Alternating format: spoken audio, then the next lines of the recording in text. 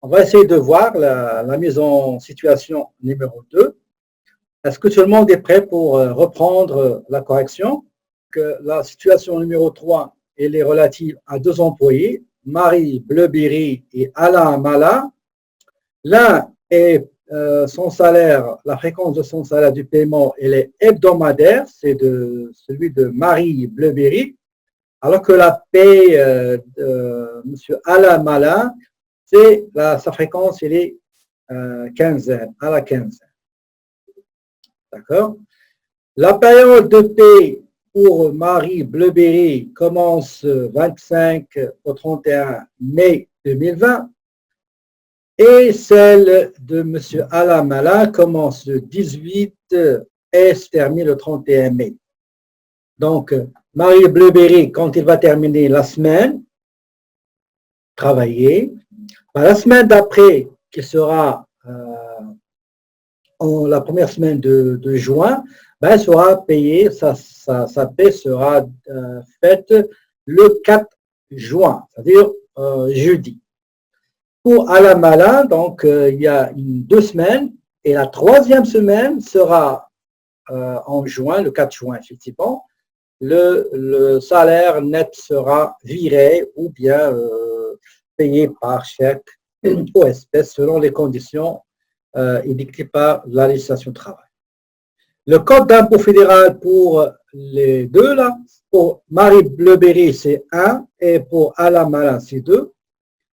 Code impôt fédéral pour Marie Bleuberry, c'est A et Alain Mala, B. Donc, j'espère que vous vous rappelez comment on calcule les codes d'impôt fédéral et Québec. C'est très important. Je reprends.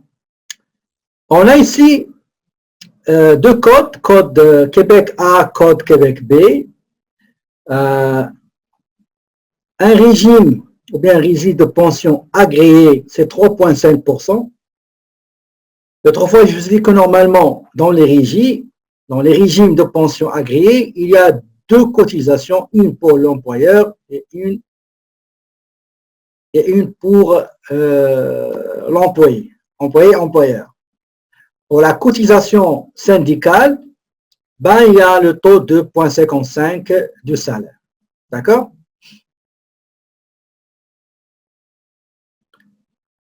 Ok, Cindy, c'est pas grave. Ben, si tu peux écrire ta question, on peut te répondre avec plaisir. D'accord? Donc, regardez ici, il y a 7 questions à faire. La première, il faut dresser le tableau des retenues à la source pour les deux employés avec détail. Je dis bien avec détail. Il faut détailler tes calculs. Il faut expliquer comment vous avez pu arriver à tel montant, tel chiffre, etc. Deuxième question, il faut préparer les bulletins de paie, ou bien les fiches de paie, ou bien les relevés de paie. En anglais, on les appelle payroll slip. Je vais l'écrire ici, comme ça, vous pouvez vous rappeler. Payroll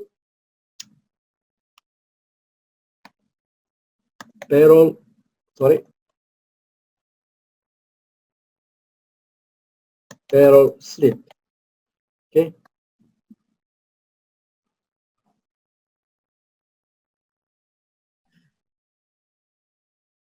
Donc, le troisième travail, c'est la préparation d'un tableau de contribution. Les deux contributions, celle des employés et celle de l'employeur. On va comptabiliser les salaires et les retenues à la source. On comptabilise les paiements des salaires. On comptabilise les paiements des remises gouvernementales et les autres contributions, par exemple, régime de pension agréé, les organismes de charité, cotisations syndicales, etc.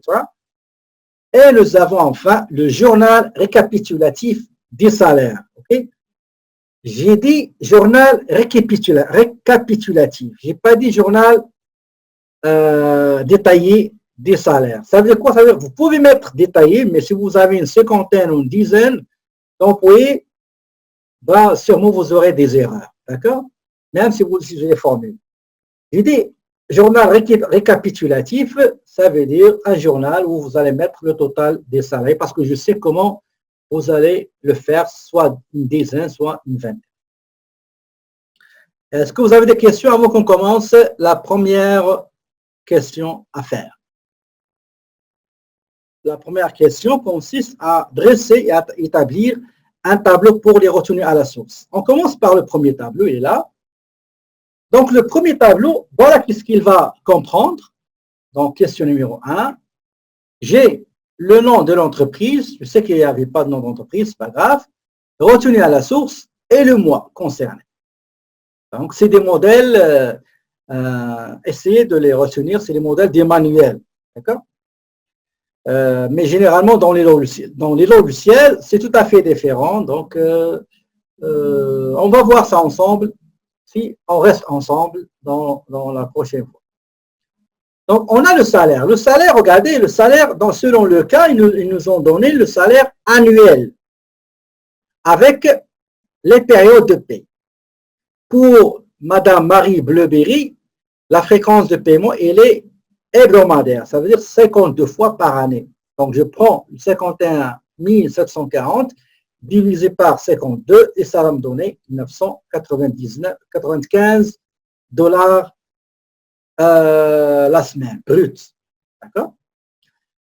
Maintenant, on va aller dans les retenues. Juste un conseil à vous donner. Dans la 90% de la structure d'une fiche de paie, ce n'est pas la même chose que dans les manuels. Toujours, on commence par les retenues fédérales et on termine par les retenues provinciales.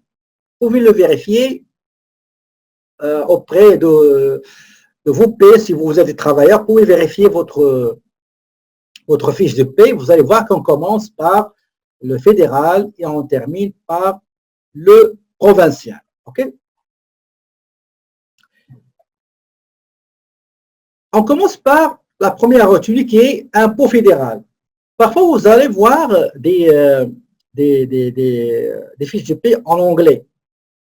Donc, j'ai estimé que c'est bien, c'est bénéfique d'ajouter quelques termes. Si jamais vous allez les voir, vous allez savoir qu'est-ce que ça veut dire. Par exemple, impôt fédéral, c'est Federal Income Tax ou bien Federal Tax.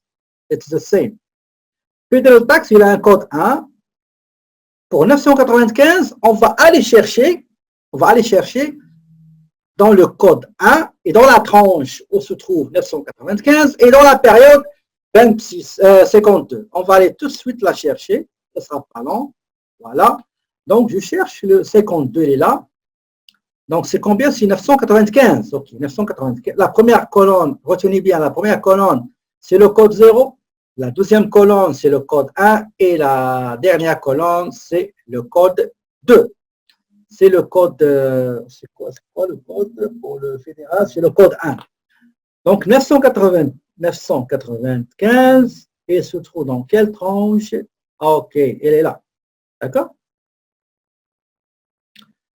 Donc, ça, c'est 0, 1. Donc, l'impôt à payer, OK, c'est 84,20. On va voir qu'est-ce que j'ai mis, moi. C'est 84,20. D'accord? C'est la même chose. Maintenant, pour assurance emploi. En anglais, c'est Employment Insurance. Employment Insurance. Et quand vous allez sortir en chômage, les prestations assurance emploi, en anglais, on les appelle Employment Insurance Benefits. Employment Insurance Benefits. L'assurance emploi, le taux le plus bas au Canada, c'est celui qui se trouve au Québec. Un employé au Québec, il paye 1 point, il contribue, il cotise 1,20%. Ailleurs, c'est 1,58%. D'accord? Donc, qu'est-ce que je vais faire? Je vais faire une formule. 995 multiplié par 1,20%, ça va donner la contribution de Madame Marie Bleuberry. Maintenant, on a terminé avec les retenues à la source fédérale. Dans certaines fiches de paie, vous allez trouver un total ici et on va écrire total. OK, on va mettre total retenu. Regardez, je vais juste vous montrer ça. Ça, on le fait. On va venir ici. OK. Attends, ne sera pas long. Et on va mettre, par exemple, total retenu fédéral. Okay? On peut le mettre, okay? On peut le mettre ici. C'est le total ici, donc c'est celui-là. Voilà. Et celui-là. On peut le mettre si vous voulez. Voilà. D'accord? Maintenant, pour les retenues provinciales. Les retenues provinciales, ils sont là. Donc, on commence par impôt Québec, code A. On va aller chercher impôt Québec, code A. Donc, j'enlève ça. C'était juste pour vous montrer qu'on peut le faire. D'accord? Pour le code A, on va aller chercher la province du Québec. Elle est là. Pour les 52, elle est de quel? C'est le B, c'est le A. Le A, on cherche 995. Ah oui, il est là. Il est là. Okay? Et il se trouve entre 990 et 999. Le code A nous donne la deuxième colonne qui est 106.79. On va aller voir qu'est-ce qu'on a mis. Voilà, exactement, c'est 106.79. La deuxième retenue provinciale, il s'agit de Retraite Québec. Retraite Québec, le taux c'est 5.70 après déduction d'une exemption égale à 33 500 $ annuellement divisé par le nombre de périodes de paie qui est 52 et ça donne 52,88. L'autre retenue, c'est RQAP. Donc, en anglais, j'ai mis ça le régime de retraite, donc Quebec Pension Plan, et RQAP, qui est le régime québécois d'assurance parentale. En anglais c'est Quebec Parental Insurance Plan. Le pourcentage, le taux de cotisation de l'employé, qu'il soit marié ou célibataire ou divorcé, c'est au veuve, c'est 0,494%. L'autre retenue, ce n'est pas FSSQ, parce que ça, c'est une contribution de l'employeur. Ce n'est pas le FSS en anglais, c'est Health Care Services Funds. Pour la commission des normes de l'équité, de la santé et de la sécurité au travail, ben, en anglais, c'est Committee of Norms, Equity, Health and Security at Work. Committee of Norms, Equity, Health and Security at Work. S'il vous plaît, essayez d'avoir.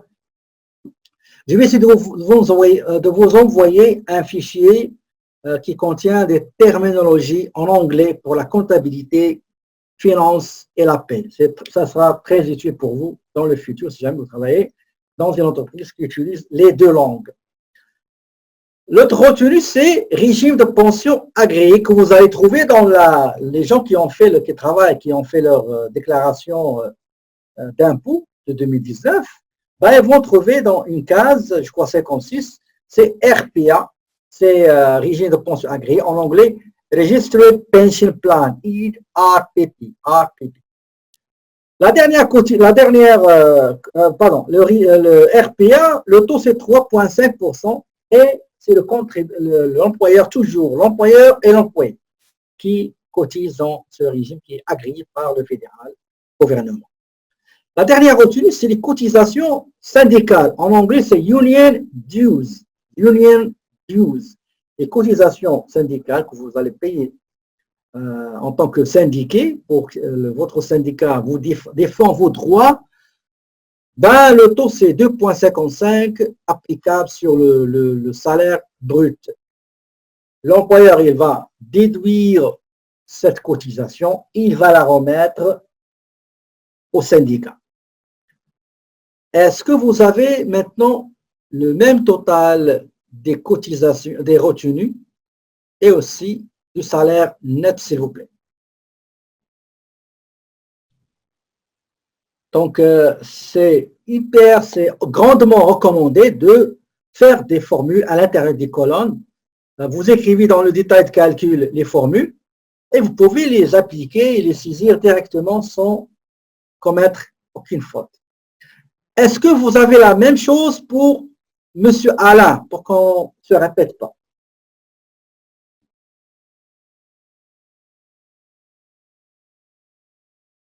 Vous avez fait chaque employé à part? Oui, c'est acceptable. OK? C'est acceptable, c'est pas grave. Si vous avez fait chaque table de retenue à la source pour chaque employé, c'est bon. Si vous les avez mis ensemble, c'est correct. Mais n'oubliez pas une chose, c'est que ça, c'est juste le manuel. Mais dans la vie pratique, on ne fait pas ça. Donc, on n'a pas le temps d'écrire parce qu'il y a des registres qui se font, qu'on appelle le livre de paix. C'est manuel, il y a beaucoup d'erreurs, il y a beaucoup de... Donc, il y a beaucoup de logiciels qui se vendent pour la paix. Et ça, c'est quand que vous aurez avec moi si je reste avec vous. Donc, vous allez voir que c'est un très bon logiciel, très populaire. Il y a 6 modules. Parmi les modules, il y a un module employé P. Je vais vous apprendre comment payer les employés, comment les paramétrer, comment paramétrer les heures normales, supplémentaires 1, supplémentaire 2, jours fériés, etc. Comment préparer la fiche de paie, comment la vérifier, comment faire le paiement, comment faire tous ces rapports-là. Ça se fait automatiquement, abracadabra, pas une minute, 2 minutes, vous aurez toutes les informations. Le journal de paie, le journal des salariés, tout ça. Vous allez le voir si jamais je reste avec vous, donc vous allez le voir dans le SAS 50 et aussi dans Acomba X. OK? Donc, maintenant, on va, si vous me dites que vous avez les même données que moi, ben on va aller à l'autre question. L'autre question, c'était, donc, bulletin de paie, c'est le tableau des contributions de l'employeur. Table de contribution, non, les bulletins de paie, pardon, les bulletins de paie. On va aller voir les bulletins de paie. La première bulletin de paie, attendez, ça ne sera pas long, c'est celle de Marie Bleuberry. D'accord? Donc, le bulletin de paie de Marie Bleuberry, qu'on voit ici, la question numéro 2, établissement du bulletin de paie Marie Bleuberry. Donc, on va regarder le salaire brut. Donc, c'est toujours, il faut mettre comment dirais-je, des formules pour lier les cases avec la source du détail. Par exemple, ici, salaire brut, je vais aller dans le tableau des retenues à la source, je vais marquer comme quoi c'est ici le salaire. Donc, essayez de toujours relier les montants avec des formules. Si jamais vous avez commis une erreur quelque part, vous allez juste revenir au tableau, détail, et ça, si vous faites les modifications, la même modification sera opérée automatiquement ici parce qu'il y a une liaison avec des formules. Okay?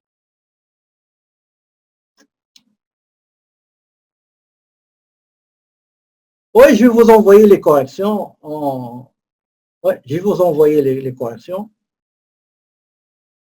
Je vais vous envoyer les corrections. Pas grave.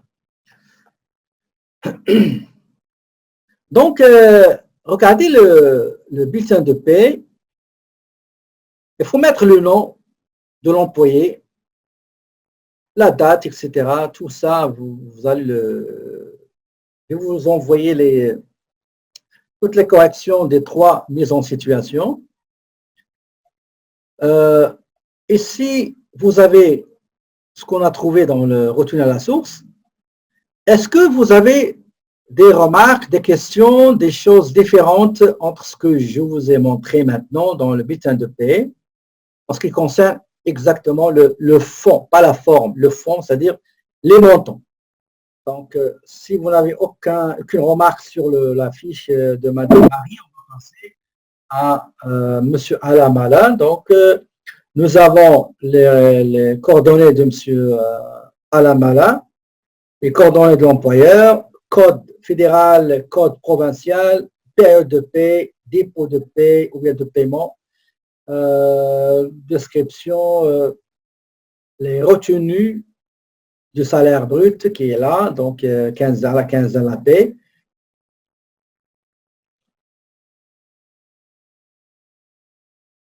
Non, on peut le faire automatiquement. Regardez ici, regardez ici.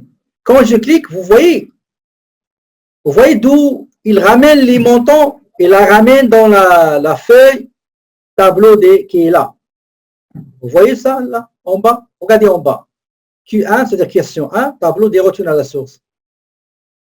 Regardez, tout ça, ça vient automatiquement. Et c'est bien, pourquoi? Parce que si j'ai une erreur, je vais revenir dans mon tableau, rectifier l'erreur, et dans les bulletins de paie, automatiquement, ils seront rectifiés. Sinon, ben, vous serez obligé de les rectifier dans tous les, là où il est, dans le journal, dans les bulletins, etc. D'accord? Est-ce que pour M. Alain, vous avez la même chose? L'impôt fédéral, assurance emploi, impôt Québec, retraite Québec, RQAP, régime de pension agréé et les cotisations syndicales. Est-ce que vous avez le salaire net, net pay en anglais? Est-ce que vous avez 1359,67? Question numéro 3, il est là. Donc, on a fini avec la question numéro 2. On va aller voir la question numéro 3. Dans la question numéro 3, j'ai mis les questions numéro 3, numéro 4, numéro 5 et numéro 6 parce qu'ils sont liés. D'accord? Ils sont liés. La question numéro 4, c'est les retenues. Regardez bien, les retenues et les contributions des deux, des employés et de l'employeur. D'accord? Oui, dans le bulletin de paie, il faut toujours, dans le manuel, il faut toujours mettre le détail. Pourquoi? Parce que c'est une information qui est importante pour un lecteur. Celui qui va lire, ben, il faut qu'il sache comment vous avez calculé le... Supposons par exemple, vous m'avez mis la bonne formule, mais le montant n'est pas correct. Qu'est-ce que je dois faire? Moi, je parle dans le cas des cours. Hein. Donc, peut-être vous avez mis le bon montant, mais la mauvaise formule. Mais au moins, il y a l'un des deux. Mais je vous recommande toujours de mettre le détail. D'accord? Dans le logiciel, ils ne mettent pas de détail, c'est normal. Mais puisqu'on travaille, on est en train de travailler manuellement, et le manuel, c'est une très bonne chose pour initier et assimiler n'importe quelle matière. Et comme dit le proverbe, c'est en forgeant qu'on devient forgeron. Okay? Donc, ce tableau-là, il est composé par un élément, ici, les données du mois. Deuxième élément, c'est les retenues de l'employé ou bien des employés. Si vous avez une dizaine, ben vous n'allez pas mettre ça, vous n'allez pas mettre 10. Si vous avez une dizaine, ben allez acheter un logiciel ou bien sous-traiter la paie. Sinon, vous allez commettre beaucoup d'erreurs. Vous êtes avec Excel, avec registre manuel, tout ça, ça ne marche pas. Et l'autre partie, c'est la contribution de l'employeur. Et la dernière, c'est le total des cotisations et contributions de l'employé et de l'employeur qu'on va utiliser dans certains comptes comptables. On commence par la première. Pour l'impôt fédéral, c'est des contributions uniquement propres aux employés. Donc, toujours, regardez, j'ai mis des formules. Regardez, si je clique sur ici, vous allez voir que cette information, il vient d'une autre feuille, un other sheet, une autre feuille, intitulée question 2 à bulletin de paie Marie Bleuberry, la ligne J16. Pour M. Alain, c'est la même chose. Donc, utilisez, s'il vous plaît, les formules. Je vois que vous êtes fort en formules, donc je ne vais pas m'en soucier. Deuxième composante, c'est assurance emploi. Assurance emploi, ici, il y a 3 cotisations. Cotisation Alain Malin, cotisation Marie Bleury et enfin, cotisation de l'employeur. La cotisation de Marie Bleuberry et Alain Malin, le taux 1,20%. La cotisation de l'employeur, elle est de 1,68%. D'accord? Donc, j'ai mis les formules et j'ai mis le montant. D'accord? Malgré que j'ai mis les formules dans le détail, mais regardez les chiffres, là, je ne l'ai pas calculé. Pourquoi? Parce que si j'ai commis une erreur, je dois revenir au tableau de retenue à la source, corriger le tableau de retenue. Je dois aller au bulletin de paie, corriger l'information, et revenir ici pour corriger la même information. Alors que c'est une perte de temps. Et c'est une redondance de l'information. Alors que si je vais lire les trois, il suffit juste aller dans la première source, faire les rectifications, et les autres rectifications seront automatiquement et directement effectuées dans chaque feuille liée avec comment dirais-je, avec les feuilles concernées, avec la source concernée qui est les trois. Donc, l'autre composant, c'est le régime retraite Québec. Donc, l'employé a un seul taux pour l'employé et le même taux, il est pour l'employeur. Donc, 5,60%. C'est le taux de contribution des employés au Québec au régime retraite du Québec. Et l'employeur, c'est la même chose. Nous avons aussi la contribution des employés au régime québécois d'assurance parentale qui est 0,494%. Et l'employeur, il doit cotiser plus que ça, c'est-à-dire 0,692%. L'autre contribution, c'est salariale, patronale, on dit une cotisation patronale, c'est-à-dire c'est l'employeur qui doit normalement cotiser et non pas l'employé. C'est le fonds des services de santé. Le taux, il est 1,65%. Est-ce que je dois inscrire les impôts?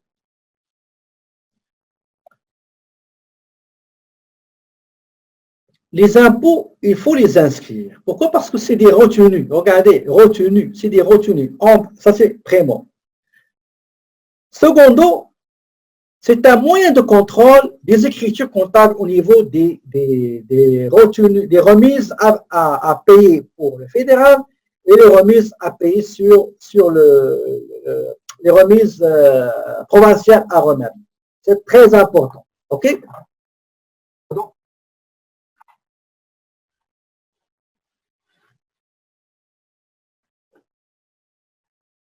Donc, pour ce qui est impôts, je vous recommande de laisser les impôts parce que c'est des retenues sur la fiche de paie ou bien sur le salaire brut des employés.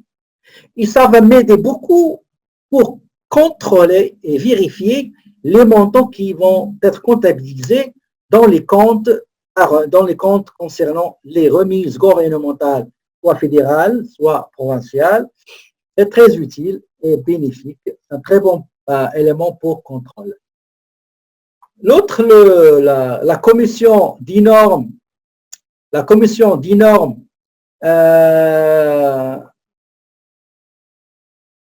de l'équité, de la santé et de sécurité au travail, c'est uniquement l'employeur qui doit la payer. On vient au régime de pension agréée. Donc, il y a deux cotises, employeur et employeur, employé-employeur qui cotisent dans le régime qui est égal, selon le cas, 3,50% du salaire brut. D'accord?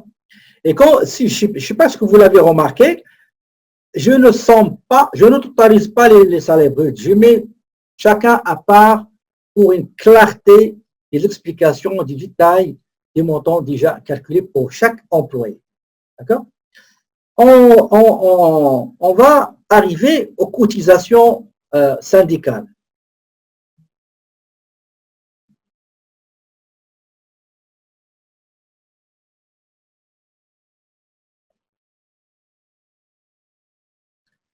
Mais regardez, il y a quelqu'un qui m'a écrit qu'il a les contributions d'employeurs de 500 quelque chose. Il faut juste vérifier est-ce que vous avez les mêmes montants. D'accord? Et les impôts, regardez, les impôts, ils sont là dans la ligne relative aux employés. Ils ne se trouvent pas chez l'employeur, mais ils se trouvent dans la totale des contributions employés-employeurs. OK? Est-ce que vous avez le même montant ici, 320, et ça c'est sûr, c'est correct. Est-ce que vous avez 538,08 comme moi, s'il vous plaît? OK. Il y a quelqu'un qui a levé sa main. Ben, je vais essayer de notre cas là. Donc, une fois j'ai terminé la question numéro 3, je vais passer à la question numéro 4, la comptabilisation des salaires. OK? Avant de voir ça ensemble, est-ce que tout le monde a effectué la comptabilisation des salaires? On va voir la comptabilisation. Donc, la question numéro 4, la comptabilisation des salaires. Regardez ici à l'intérieur, vous voyez qu'il y a des petites formules. Regardez ici. Ici, il y a des formules. C'est pour ça que je vous demande de suivre cette structure-là pour relier chaque question avec l'autre. Il y aura des questions étroitement reliées entre elles. Si jamais tu as une erreur dans la question numéro 6 ou 7, vous avez trouvé une erreur. Ben, il suffit juste d'aller monter en haut et tout sera redressé automatiquement. Donc, j'ai les salaires. Il ne faut pas oublier le numéro de compte, s'il vous plaît. Le numéro de compte, c'est très important. D'accord? J'ai les salaires. Vous pouvez faire pour chaque employé la comptabilisation des salaires. Vous pouvez le faire.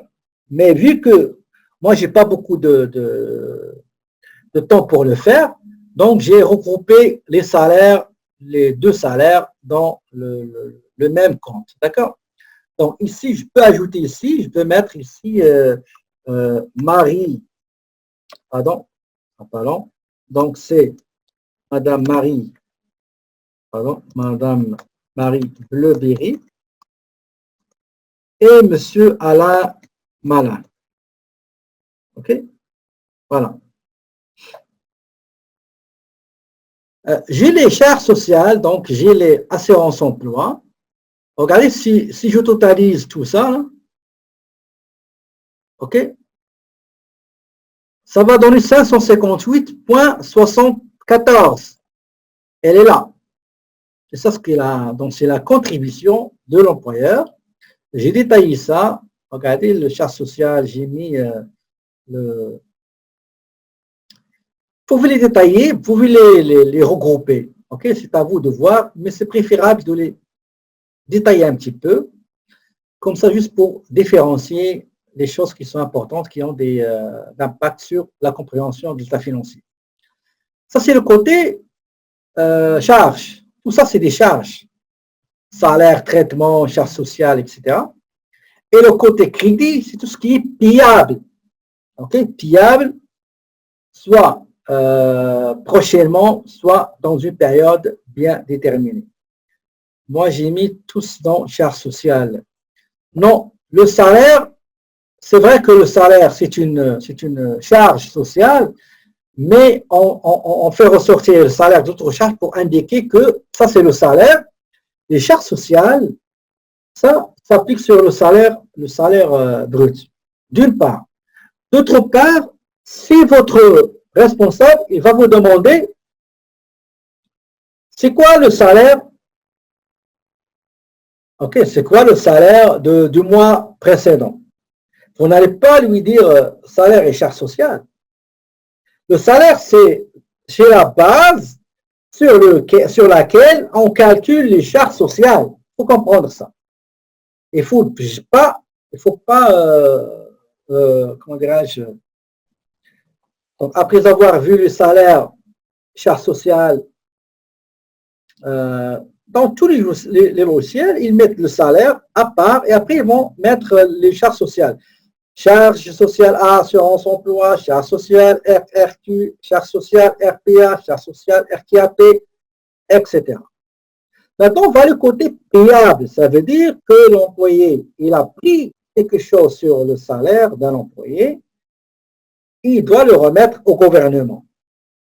En plus, il y a quelque chose qui a été prélevé sur le salaire de l'employeur, de l'employé, qui doit être ajouté à une contribution de l'employeur sur ce salaire et qui doit être payé ou bien remettre ou bien réglé au profit des instances gouvernementales concernées.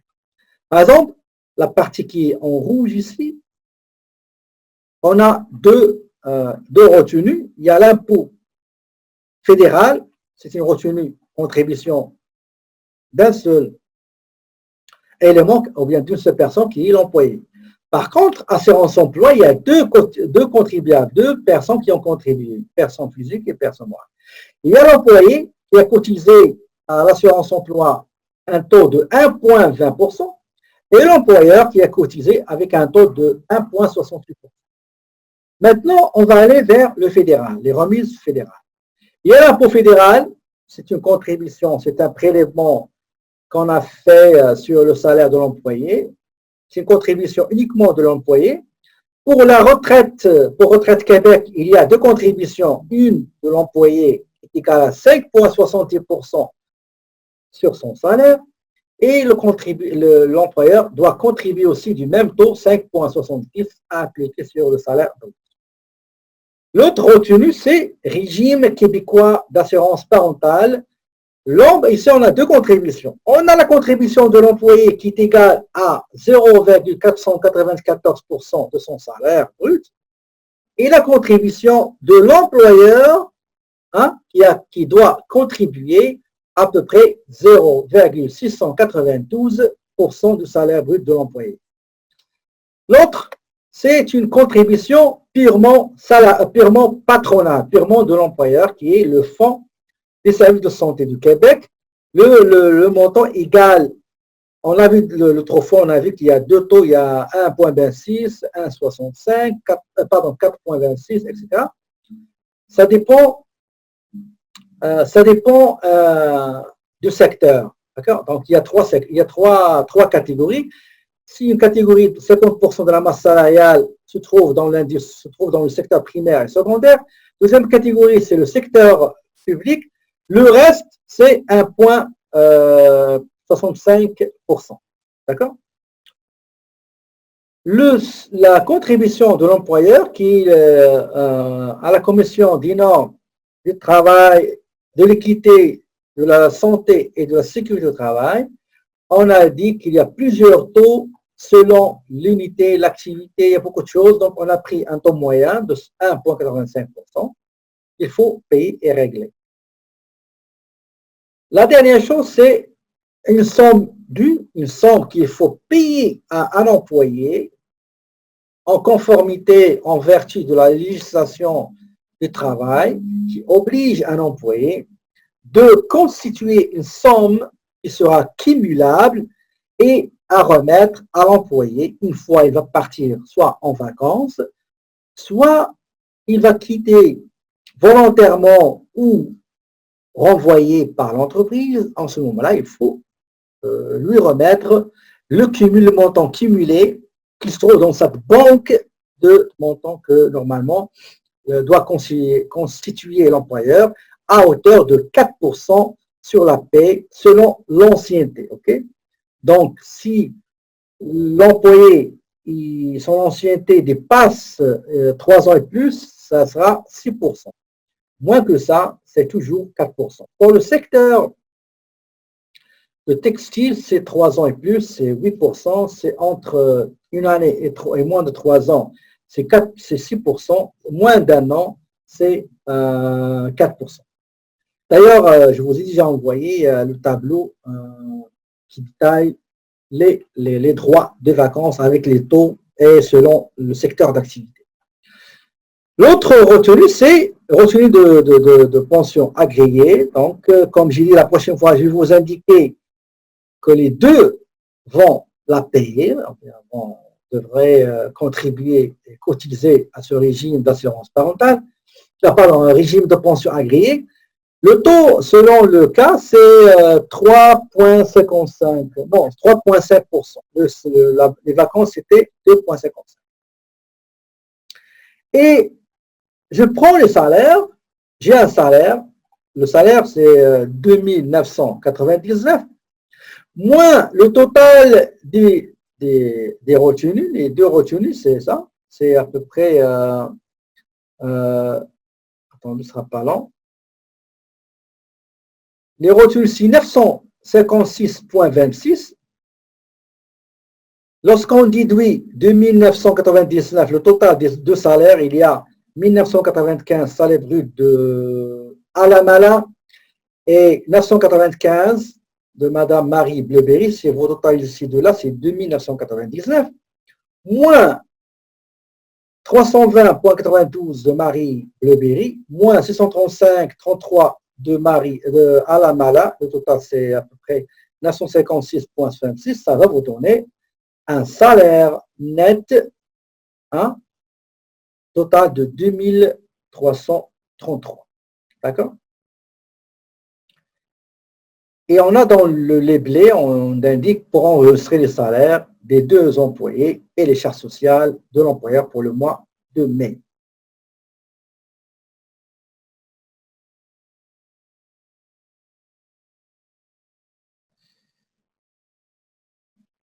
Regardez les taux de cotisation au fonds des services de santé pour 2020. Regardez. Si, par exemple, les employeurs, l'entreprise, il a 50% de la masse salariale, travaille à une relation avec le secteur primaire, c'est-à-dire l'exploitation naturelle, et le secteur secondaire, ce qui est transformation, le taux il est de 1,25. 1,25.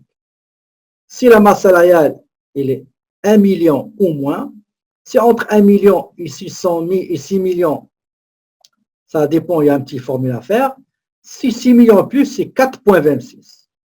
Maintenant, s'il s'agit du secteur public, il y a un taux qui est fixe qui est 4,26. Donc, comme vous voyez, ici, c'est le tableau qui concerne les droits aux vacances. Regardez, si vous avez moins d'un an, donc vous aurez l'indemnité de congé, de vacances, c'est 4%. C'est 1 an et moins de 3 ans, c'est 4%. C'est 3 ans et plus, comme j'ai dit, c'est 6%. D'accord?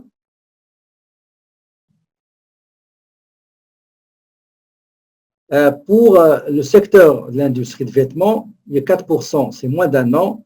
Entre 1 an et moins de 3 ans, c'est 6%. Et 3 ans et plus, c'est 8%. D'accord? Maintenant, on va aller retourner, continuer notre cas. Okay? Je vois ici, une fois j'ai terminé avec la question numéro 4, je vais passer à la question numéro 5, qui est la comptabilisation des salaires.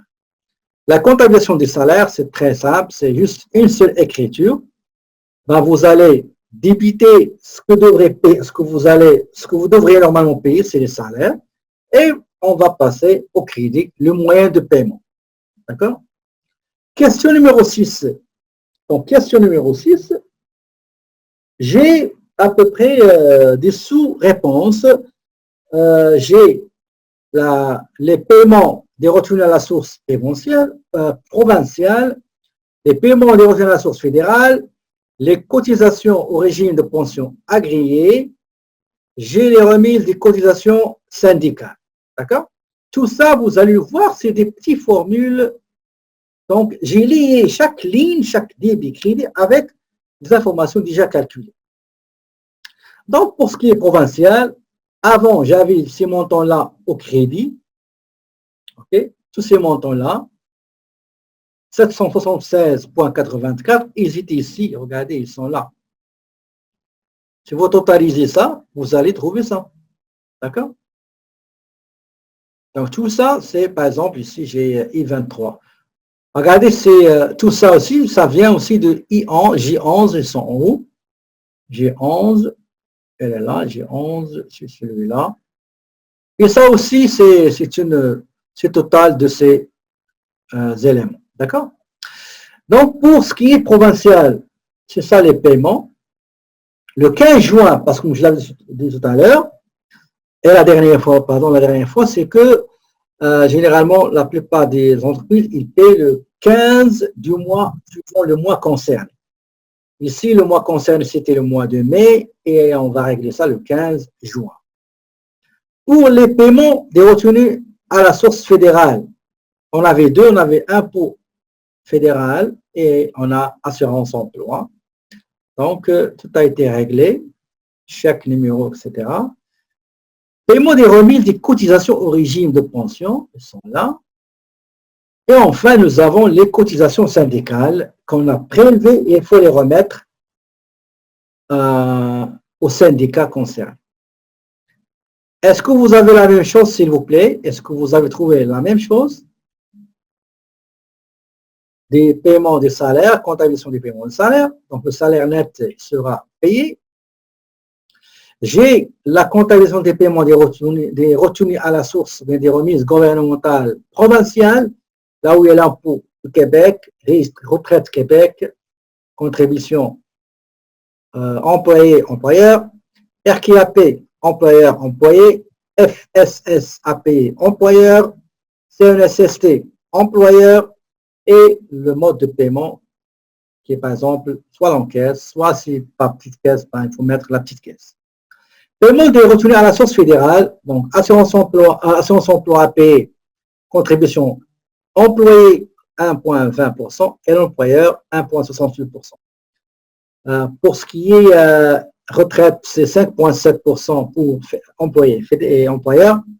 RQAP, c'est 0,494% pour employés et 0,692% pour employeurs. FSS, ça dépend, bon, on a pris la moyenne 1,65%. Et la CNSST, c'est 1,85, le taux moyen de l'année 2020. Pour le régime de pension agréé, donc c'est 3,5%. Le syndicat, c'est 2,55%. Est-ce que vous avez des questions avant de voir la dernière question qui est le journal des salaires? Donc, la dernière question, c'est le journal des salaires. Le journal des salaires, donc, vous pouvez le faire chaque ligne pour un employé, comme vous pouvez les assembler. D'accord? Vous pouvez les faire chaque ligne pour un employé. Et n'oubliez pas le petit contrat que je vous ai envoyé, c'est celui-là. Hein. Mais la plupart, ils ont oublié les numéros de compte. C'est très important, les numéros de compte. Okay. Est-ce que vous avez la même chose que moi ici, s'il vous plaît? Donc, les composantes du journal, dont nous avons la date, fin du mois, nous avons les noms des salariés, salarié 1, salarié 2, 3, 4, etc. Nous avons les nombres d'heures, le taux, nombre d'heures totales travaillées, supplémentaires. Commencez toujours par les retenues cotisations fédérales et après, par la suite, vous mettez ce qui est provincial. Fédéral, j'ai impôt fédéral, assurance emploi, et après, ça va venir impôt Québec, retraite Québec, régime québécois d'assurance parentale, les contributions de l'employeur, fonds des services de santé, commission des normes de l'équité, de la santé, de la sécurité du travail, les régimes de retraite, etc. etc. D'accord? Donc, est-ce que vous avez trouvé la même chose, le même résultat que ce qui est indiqué devant vous, s'il vous plaît? Donc, Marie Bleuberry, ça paie l'hebdomadaire, la période de paie, c'est-à-dire la période travaillée et qui doit être rémunérée, c'est la semaine du 25 au 31 mai. Semaine d'après, jeudi 4 juin, il sera payé. Maintenant, pour Alain Malin, qui a une période bimensuelle, et parfois on dit ça quinzaine, ça commence la période qu'il a travaillé, dans laquelle il a travaillé, qui doit être rémunérée selon ces 2 semaines, ça commence du 18 mai au 31 mai. La troisième semaine qui suit la semaine qui se termine le 31 mai, il sera payé durant jeudi le 4 juin. Est-ce que vous avez des questions, s'il vous plaît?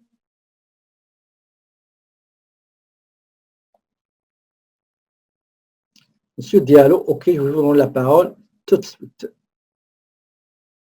Je vous remercie pour votre attention. Je vous souhaite une très belle journée, une bonne préparation pour l'examen prochain, jeudi prochain. Je vous souhaite une très belle journée et je vous dis, mes amis, à la prochaine.